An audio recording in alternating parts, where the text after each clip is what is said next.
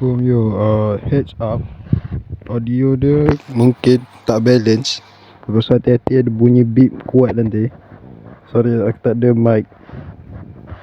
Itu saja explanation dia. Ni button on dia. On ada beep tu. Beep tu dari buzzer ni. Ni buat bunyi beep tu.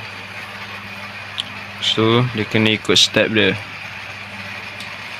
Terus kena tepuk sebab ada sensor bunyi sini. Dia buka. Lepas tu third step dia ada IR sensor yang ni kat ni. Yang tak perlu pun, kat board je. Lepas tu tepuk lah. Ada lampu 3 ni. Ada 3 lampu tu. Sampai step keempat. Step keempat ada button sini. Tekan nanti dia tutup.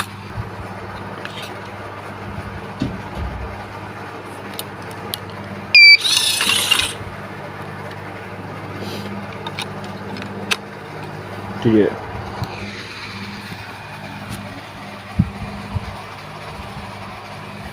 By the way, program pakai Logic 4.0.1 Windows version.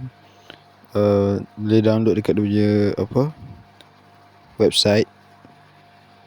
Sebab aku tak tahu nak pakai yang baru punya version tu, yang nampak sleek tu. Tak boleh buka pula dekat laptop. Tu je.